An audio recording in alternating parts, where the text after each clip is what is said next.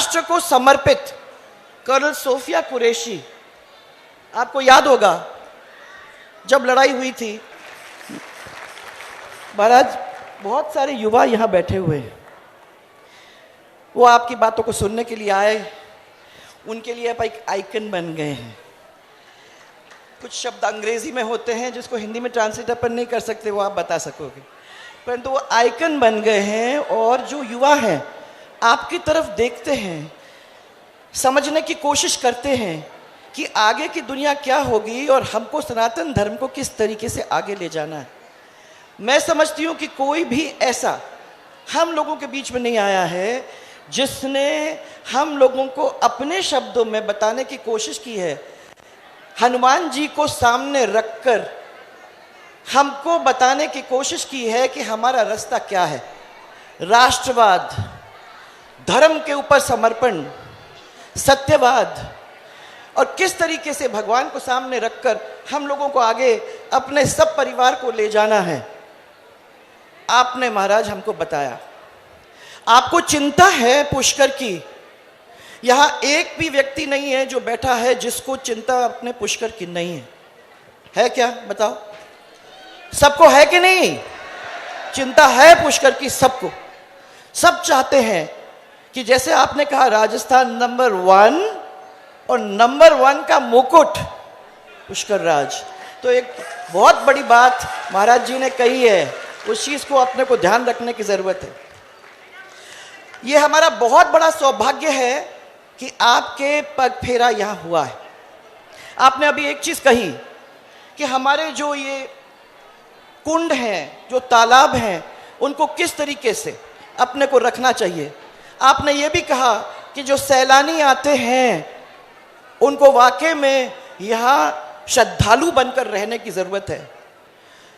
हम बहुत जगह दुनिया में गए हैं, मैंने देखा है कि इस मुसलमानों के देश में अगर उनके मंदिरों में जाने की बात करते हो तो एक ड्रेस कोड होता है और एक समझदारी के साथ आप जो कुछ करना चाहते हो नहीं कर सकते हो।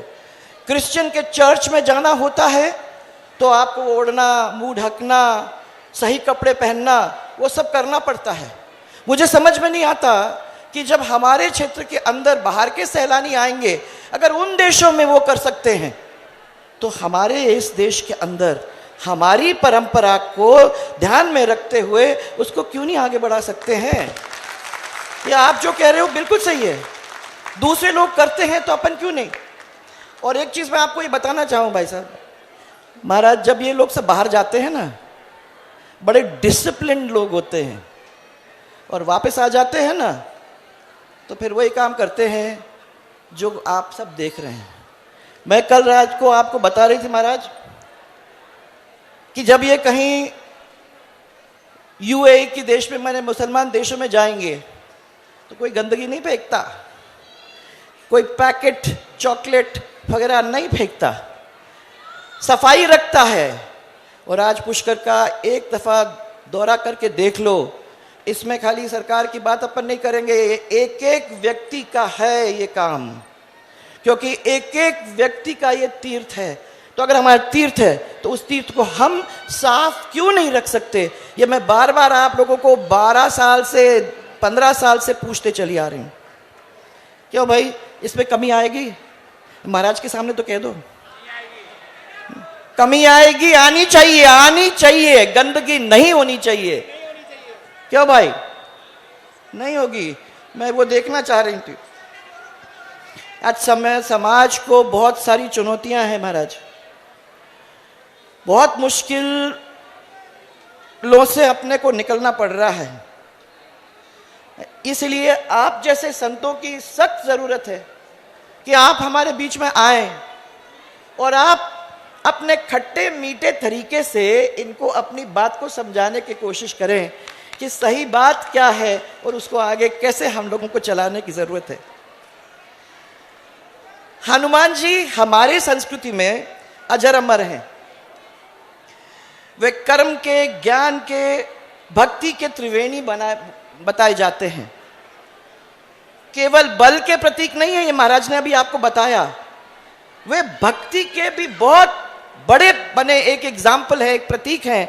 और अगर जिस तरीके से उन्होंने राम जी के लिए अपना सब कुछ दे दिया, अगर हम अपने सनातन के लिए, अपने देश के लिए, राष्ट्र के लिए अगर अपन ये भी काम कर सकते हैं, तो मैं समझती हूँ कि उसमें कोई गर्व करने की ज़रूरत नहीं है, कोई लालसा करने की ज़रूरत नहीं है, कोई इच्छा करने की ज़रूरत नहीं है। सेवा सेवा होती है, उस सेवा को अपने को प्रेम से, अंदर से, दिल से करने की ज़रूरत है। आखिर मैं आप लोगों को इतना ही कहना चाहूँगी महाराज, धन्यवाद आपको देना चाहूँगी, क्योंकि आपने एक और रास्ता सबको बताया है कि राष्ट्रवाद सबसे ऊपर आता है। धर्म के साथ साथ जब अपन बात करते हैं तो राष्ट्रवाद की बात करते हैं।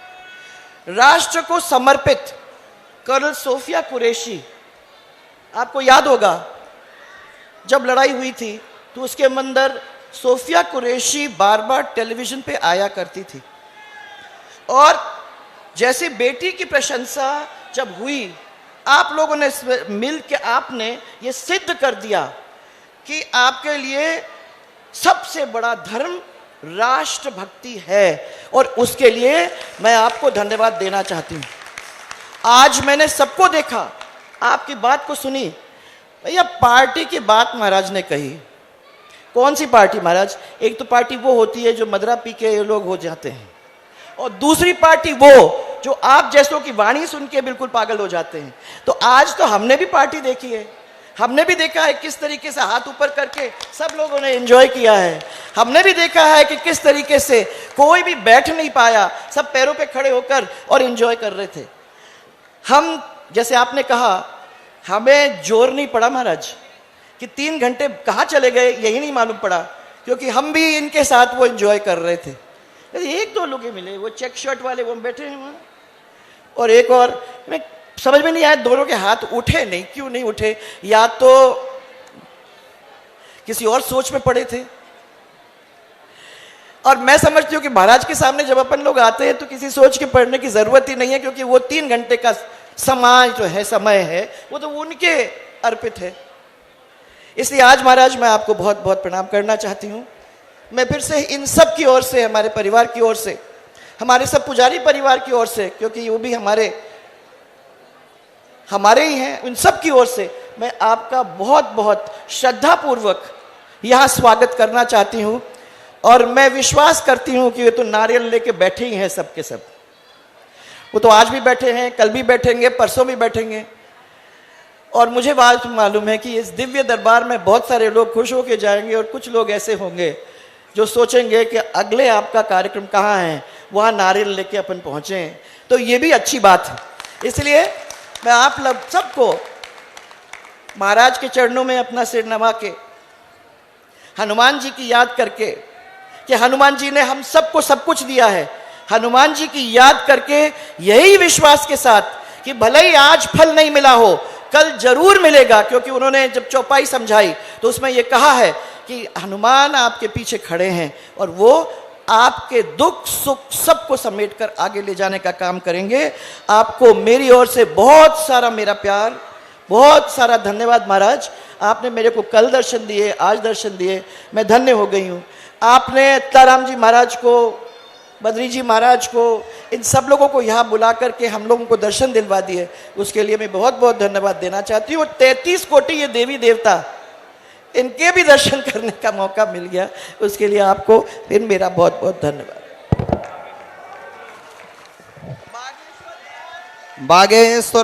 बागेश्वर धाम की, दोनों हाथ ऊपर करके महाराज को बताओ कि आज अपन ने कितना एंजॉय किया है। बागेश्वर धाम की, बागेश्वर धाम की।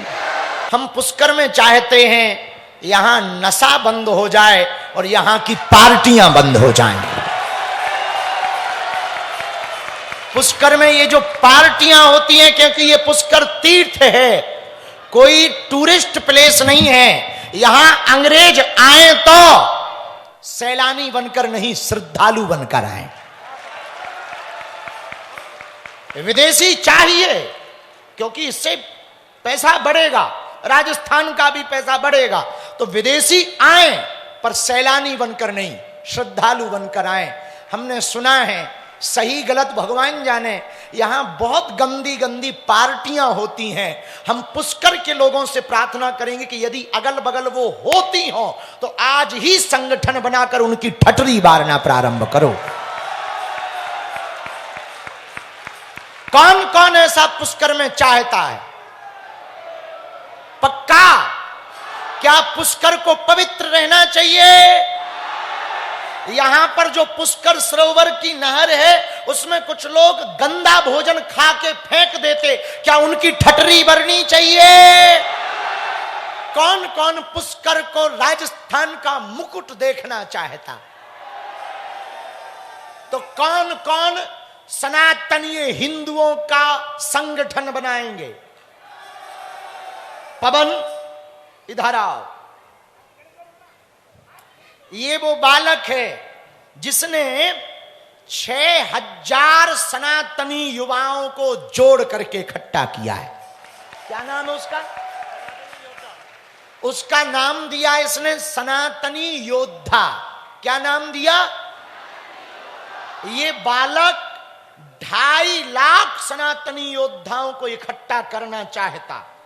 और यदि पुष्कर में पार्टियां बंद हो जाएंगी, पुष्कर के पब क्लब बंद हो जाएंगे, तो हम फिर से कथा सुनाने आएंगे।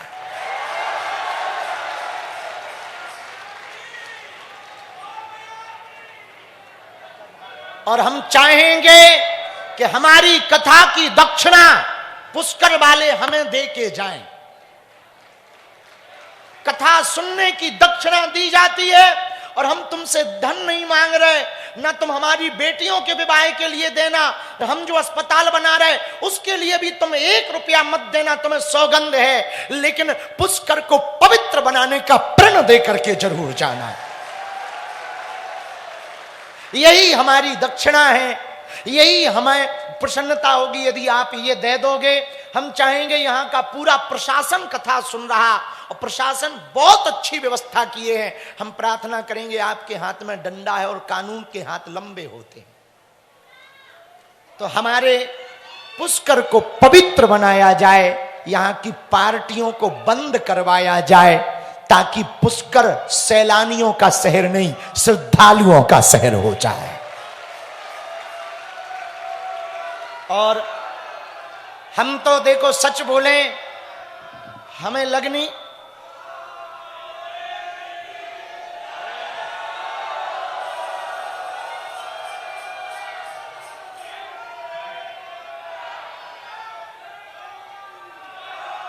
हमको लग नहीं रहा था कि हम पुष्कर आ पाएंगे।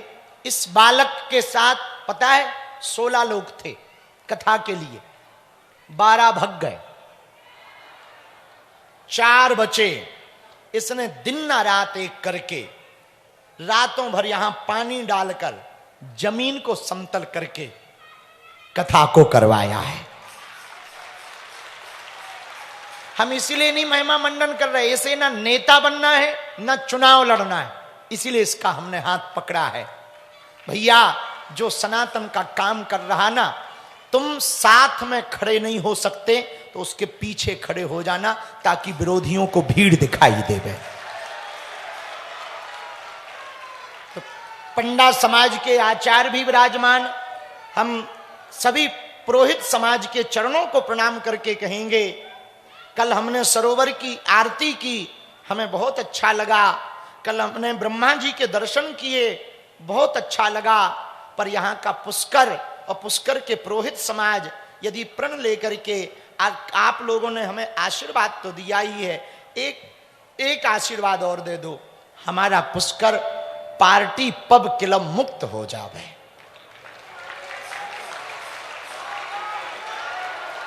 और संघे शक्ति कलयुगे, संगठन में बहुत ताकत है, क्योंकि पुष्कर को पुष्कर रहने दिया जाए। यहाँ का मेला, पुष्कर का मेला, पुष्कर की दिव्यता, प्राचीन पुष्कर अद्भुत है। यहाँ की दिव्यता अद्भुत है, क्योंकि एकमात्र विश्व का स्थान ब्रह्मा जी का पुष्कर है। और एकमात्र जगह भी यदि हम लोग पवित्र नहीं रख पाएंगे तो फिर वो कौन सी जगह होगी जो पवित्र होगी। बद्रीनाथ वाले महाराज जी आशीर्वाद देंगे इसके बाद में यहाँ की पूर्व मुख्यमंत्री महोदया श्री वसुंधरा राजे जी, जिन्होंने आज की संपूर्ण कथा सुनी,